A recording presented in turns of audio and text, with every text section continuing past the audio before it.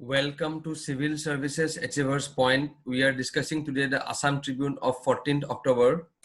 At Civil Services Achievers Point, we have various courses.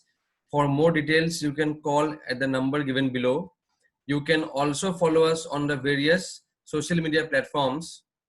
This Assam Tribune analysis is primarily based on the new pattern of APSC for both prelims and mains. It is also useful for UPSC and other state level government examinations.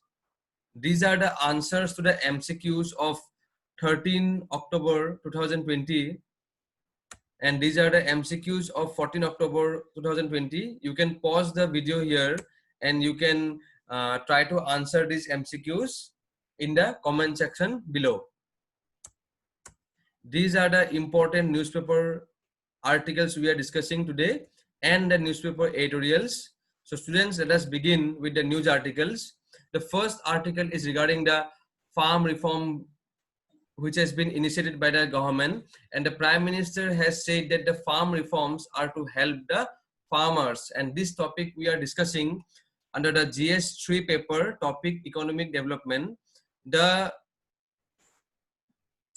Prime Minister has said that the government's historic farm reforms will create opportunities to take farmers to entrepreneurship. So the farmers are encouraged, or also they will be developed for the entrepreneurship, and added that his government is focused on the increasing their income. So the government has taken these steps in order to increase the income. These points are highly important for prelims, mains, and also for interview. The Prime Minister, terming the farm reforms as historic, has said that today opportunities are being created to take farming and farmers from the role of annadata or food provider. So earlier the notion with the farmers were as the food provider, but now it has been transformed to entrepreneurship. Referring to the high milk, sugar and wheat production in Gujarat, Maharashtra, Haryana and Punjab, the Prime Minister has said that such models of local enterprise will take the country forward. So to have an inclusive development and to increase the farmers' income, these are the steps taken by the government. The government's priority post-independence was to increase the food production. So the entire focus was on increasing the production of the food, and farmers have worked hard to achieve the objective. However, the Prime Minister said that the attention of the governments and policies was focused on increasing productivity, but it never included the topic of profitability of farmers, because the farming activity has to generate profit for the farmers, because that will incentivize or motivate the farmers to take up the farming activity. Now, people tended to forget about the income of the farmers, but for the first time, the government has been acting on the lines of increasing the profit of farmers, and he said that, and he has listed the steps the central government has taken for the welfare of the farmers. Now, measures taken by the government like implementing and increasing MSP, urea neem coating, and better crop insurance for doing away with worries of farmers. So various measures like increasing the minimum support price, the MSP, the urea neem coating initiative, and the crop insurance are done basically to remove the worries of the farmers and to increase the profitability of the farmers. The Prime Minister also mentioned the direct transfer of rupees 1 lakh crore in the bank accounts of farmers under the Pradhan Mantri Kisan Samman Nidhi Yojana. So this scheme is very important.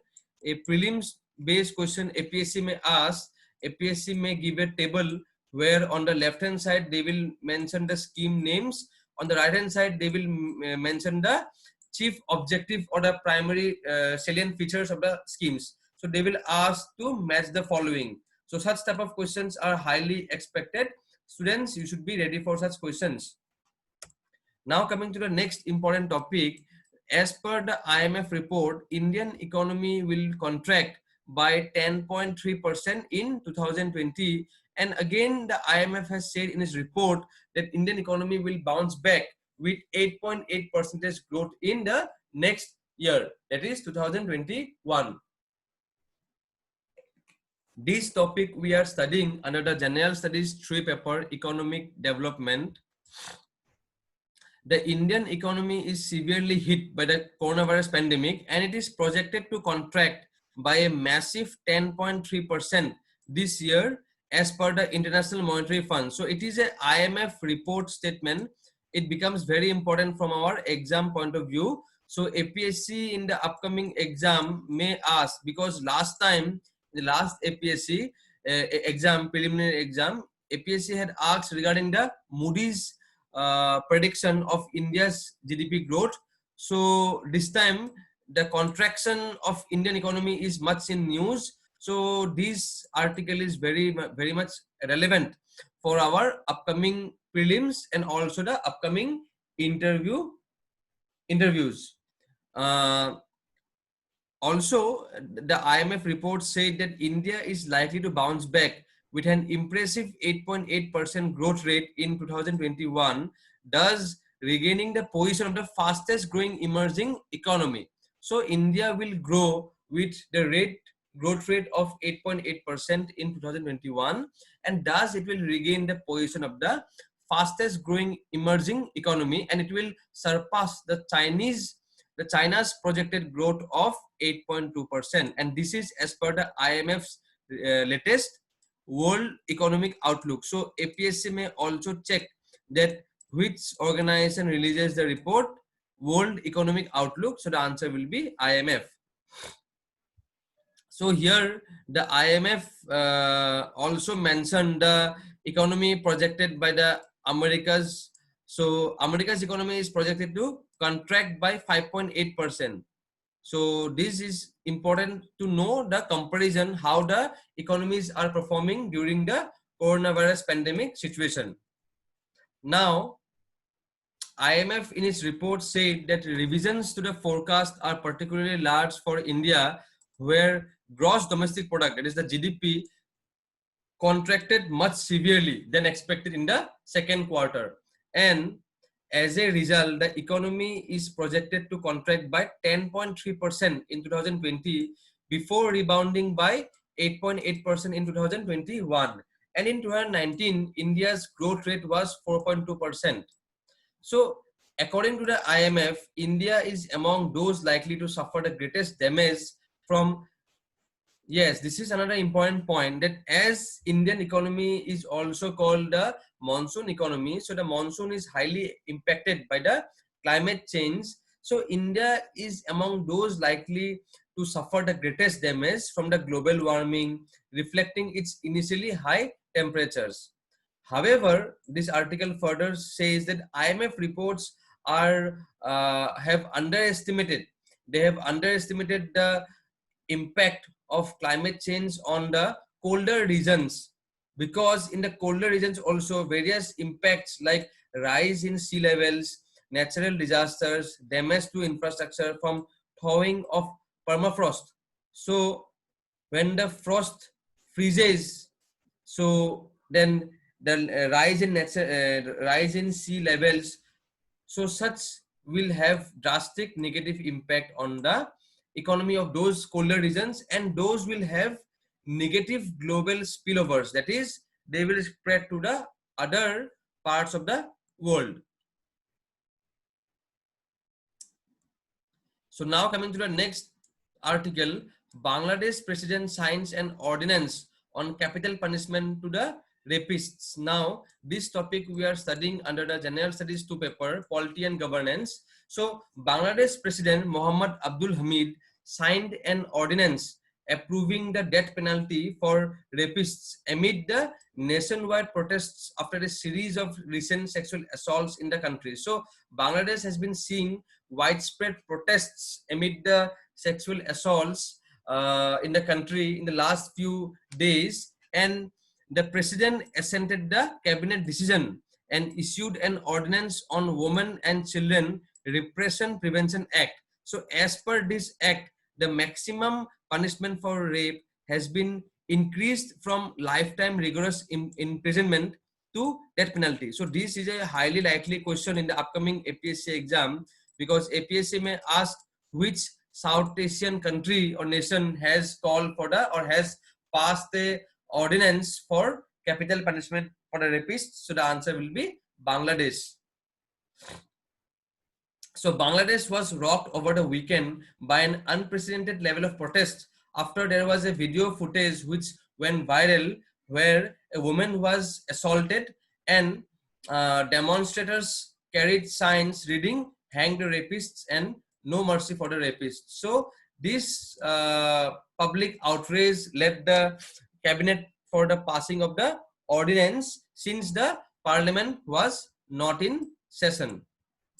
So this is important point for the upcoming exam. Then the next news article, climate change means more disasters. Now this topic we are studying under the General Studies 3 paper, Environment and Biodiversity. So in the wake of heat waves, global warming, forest fires, storms, droughts, and a rising number of hurricanes, the UN Weather Agency is warning that the number of people who need international humanitarian help could rise by 50%, by 2030, that is by next 10 years, compared to 108 million who needed it in 2018. So there will be a rise in number of people who will need support in the wake of the heat waves, global warming, forest fires, storms, droughts, and a rising number of hurricanes. Now, in a new report released with partners on Tuesday, the World Meteorological Agency says more disasters attributed to weather are taking place each year. Now, students, let us come to the important editorials we are discussing today. GST TUSSLE, Cooperative Federalism at Crossroads. Now, this topic we are discussing under the General Studies 3 paper, Economic Development. So, the current tussle between the center and the states on the issue of GST compensation is discussed very widely. So the issue is that when the GST was implemented, it was agreed in the GST Council that the gap of revenue which was to be filled due to the implementation of GST, মানে GST implementation সময়ত states বিলাকৰ revenue যিখিনি collect কৰিব পৰা নাছিলে সেইখিনি compensate কৰিব the central government. The center will compensate. So the main issue is that while bringing into operation the GST regime, যেতিয়া GST regime to অনা হৈছিলে, there has been a statutory, means legal commitment that the central government would compensate the states for any shortfall of revenue over the base level, that is 2015-16 revenue, with 14% annual growth of the subsumed taxes and cess services over a period of 5 years. তাৰমানে যিবোৰ tax subsumed হৈছিলে in the GST, states সকলৰ tax যিবোৰ subsumed হৈ গৈছিলে, তো সেইবোৰ revenue compensate কৰিবৰ কাৰণে the central government was committed to pay the states for a period of 5 years. Now the compensation requirement of states in the current fiscal is worked out to be 3 lakh crore. So for the current fiscal year, the amount is fixed at 3 lakh crore, and while the levy of cess provided to compensate the shortfall would yield only rupees 65 crore, leaving a gap of rupees 2.3 lakh crore. So যিখিনি taxes collection হৈছে তাৰে ওপৰত যেতিয়া compensate কৰিব লগা হৈছে rupees 2.35 lakh crore এটা gap আছে. Now the center has sought to bifurcate. Now it is central government 2.35 lakh crore to two parts of ভাগ কৰিব লাগিছিলে. Now this topic we have already covered in our article earlier editorials. So 2.3 lakh হক দুভাগ কৰি ভাগ কৰিছে central government. The central government has bifurcated the 2.3 lakh crore rupees into GST implementation part and the coronavirus lockdown part. So 2.3 lakh to 2.3 lakh crore has been bifurcated as the GST implementation and coronavirus pandemic lockdown. Now, the central government is saying that it is only committed to provide the states with the GST implementation shortfall only, and not with the act of God, and not due to the economic contraction because of the act of God, as per the Union Finance Minister. Now, accordingly, the center has offered two options to the states. Now, one option for the state is that borrow 97,000 crore from the special window facility by the RBI, that is one, and this amount can be fully repaid from the compensation cess fund without being counted as the state's debt. Now, the states will borrow this 97,000 crore and it will not be considered as a debt to the states. Now, second option was that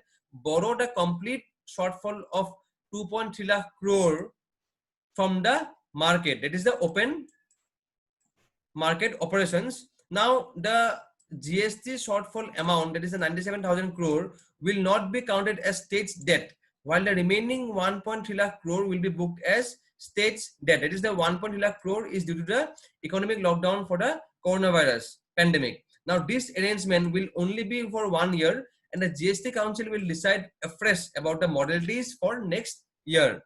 So, as per the agreement,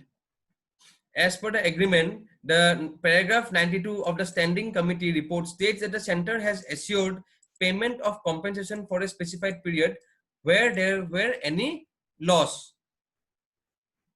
Now, this commitment has been incorporated under clause 19 in the 122nd amendment of the Constitution, that is the GST amendment, and has empowered the Parliament to enact law on the recommendation of the GST Council itself to provide for compensation to the states for loss of revenue arising on account of implementation of the GST up to 5 years. So, this constitutional amendment 122nd has empowered the Parliament to enact a law and which will provide for compensation to the states for loss of revenue arising on account of implementation of GST up to the next 5 years. So, accordingly, the Parliament enacted the Goods and Services Tax Compensation to States Act 2017. So, this act was passed.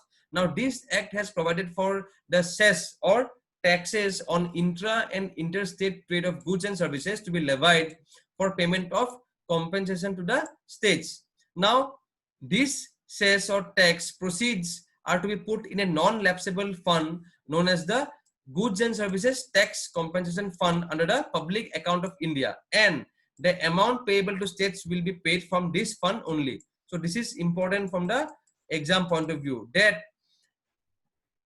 the cess proceeds are to be put in a non-lapsable fund known as the Goods and Services Tax Compensation Fund under the Public Account of India, and the amount payable to states will be paid from this fund itself. Now, the states being in the forefront of COVID-19 battle have faced great fiscal stress, and their dependence on GST compensation is huge. So, in 2019-20, GST compensation contributed on average 24.2% of the protected GST revenues of the states, and the share of GST compensation payment in protected revenues is extrapolated for this fiscal at over 50% for 26 out of the 31 states and union territories. So, it is true that the center's finances are also hugely stressed under three challenges. The first, contraction of the economy in the first quarter, the Chinese threat in the border in addition to the COVID-19. So, COVID-19, then the Chinese threat in the border, and the contraction of the economy. So,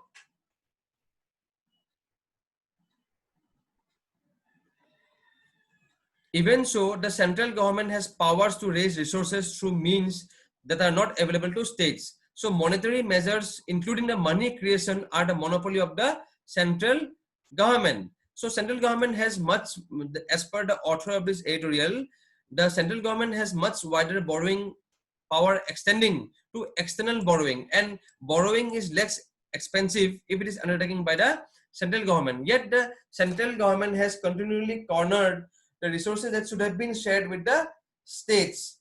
So during the 2018-19, though rupees 95,000 crore was collected as the GST compensation cess, the Department of Revenue transferred only rupees 54,725 crore to the fund and retained the difference in the Consolidated Fund of India and for its other purposes. So here the author argues that many states are not in a position to discharge their obligatory duties of paying timely salary and pensions to their employees because of their poor finances, and the states are reluctant to borrow and have instead asked the central government to borrow. Now the center has sought to make a distinction between the revenue loss between the implementation of the GST and the economic slowdown arising of the COVID-19 crisis. So the center has again stood by this statement that the revenue loss will be split into two parts. One is due to the implementation of GST, and the second is the economic slowdown arising out of the COVID-19 crisis. Now, the center's legal obligation is only to compensate states' losses for arising out of GST. However, the fact is that the current economic contraction is followed by a downturn of the economy since the demonetization, which was initiated by the central government. Now the government has cited the Attorney General of India's opinion to buttress the argument that GST compensation gap cannot be bridged using the Consolidated Fund of India. But there is a counter argument to it, that then how could a part of the GST collection can be credited or provided to the Consolidated Fund of India and for other purposes if the revenue loss cannot be provided from the Consolidated Fund of India to the states. So now it leaves to the GST Council to come to make a final call to resolve the issue, and as the latest update, the central government has agreed to borrow on behalf of the states. So as and when this topic will develop, we will further discuss this topic. Now coming to the next editorial, it is on the Guwahati development, and this we are discussing under the General Studies on Assam Economic Development. So the author has argued that a rapidly expanding city like Guwahati needs an infrastructure revamp. That is, the past 2 decades have seen a phenomenal addition to the city's population, and the failure of successive governments to equip the metropolis with a matching infrastructure triggered the chaotic civic conditions. So the primary problems of the city are the traffic, the garbage disposal, and the water supply and the drainage system. So the authorities need to prepare a long-term roadmap to resolve the perennial issues, be it traffic congestion, municipal waste disposal, water supply, and drainage. So this is in connection with the foundation of a 3-kilometer long flyover that would connect the Maligaon and Pandu area of Guwahati, and another one was proposed for the Bamuni Modam and Sanmari area. So the author has suggested that a city like Guwahati needs the mass rapid transit system, which was in news for many years back, but it has now not received much attention by the government. So the state government should pursue the matter in an serious manner, because the mass rapid transit system, or MRTS, is a very urgent need for a bustling metropolis like Guwahati, because every year new and new populations are settling in Guwahati. So the city has been adding huge population every year. So the already strained resources are already very much depleted. So drinking water facilities, traffic management, drainage system, garbage disposal. So this should be on a top priority for the government, and well planning for the and long-term vision for the city is also required.